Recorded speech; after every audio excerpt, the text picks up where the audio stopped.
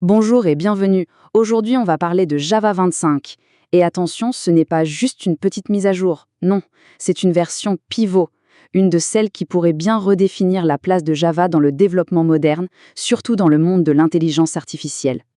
C'est la question que tout le monde se pose. Pas vrai?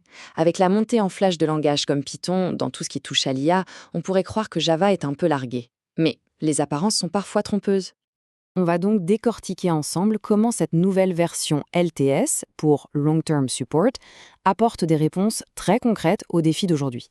L'idée, c'est de bien comprendre comment Java 25 nous donne les clés pour bâtir des systèmes vraiment robustes et performants. Allez, on commence par ce premier grand saut.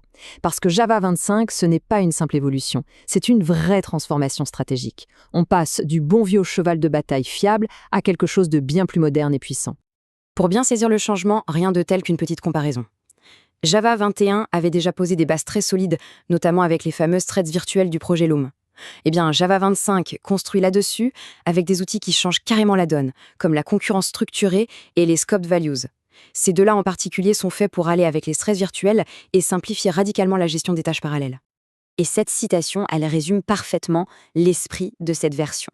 Le point crucial ici, c'est que ce ne sont pas que des améliorations théoriques. Non, le but, c'est de rendre le développement d'applications complexes plus simple, plus lisible et surtout plus solide en production. Bon, plongeons maintenant dans un des plus gros morceaux, la concurrence.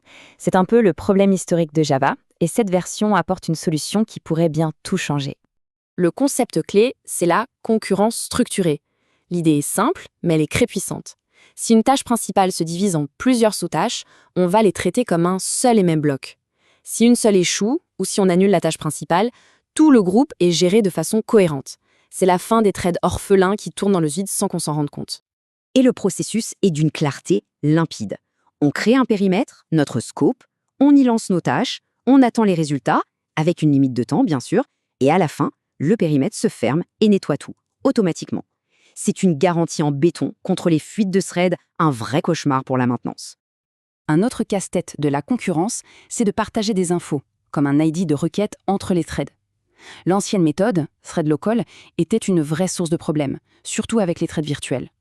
La nouvelle approche, scoped value, est tellement plus sûre. La donnée est immuable, sa portée est clairement définie, et ça élimine toute une catégorie de bugs. Cette citation met vraiment le doigt dessus. Ces trois fonctionnalités, elles ne sont pas isolées. Elles forment un trio qui travaille en parfaite synergie. Ensemble, elles offrent une manière radicalement nouvelle, et bien meilleure, de construire des applications serveurs capables de gérer des milliers de requêtes en même temps, et ce, de manière fiable. Ok, passons maintenant à la partie la plus excitante. Comment tout ça fait de Java un candidat plus que sérieux pour construire le moteur, le back-end des systèmes d'IA? Voici les 4 piliers.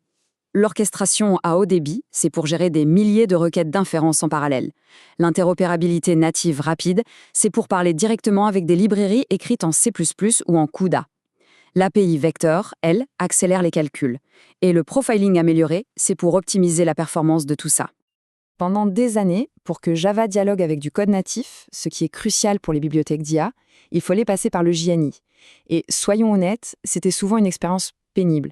C'était complexe, source d'erreurs et ça avait un impact sur les perfs. L'API Panama, qui est maintenant finalisée, change complètement la donne. Elle permet d'appeler des fonctions C directement depuis Java, de manière sûre, et avec presque aucun surcoût de performance. C'est la porte grande ouverte vers tout l'écosystème du calcul haute performance dont l'IA a besoin. Le point essentiel, comme le dit cette citation, c'est la convergence. Java 25 n'ajoute pas juste une fonctionnalité par-ci par-là, il combine une gestion de la concurrence de classe mondiale avec un accès ultra performant au code natif. Et c'est exactement le cocktail dont on a besoin pour les back-ends d'IA modernes. Maintenant qu'on a vu tout ce potentiel, passons à la pratique. Migrer vers Java 25, c'est une étape importante. Et il y a quelques petites choses à savoir avant de se lancer. Alors là, attention, c'est un point super important. Si du code expérimental utilisait les string templates des versions de prévisualisation, il va falloir le supprimer. La fonctionnalité a été retirée pour être complètement repensée. Si on ignore ça, c'est l'erreur de compilation assurée lors de la migration. Voici une petite feuille de route assez claire. La migration peut se faire en douceur par étapes.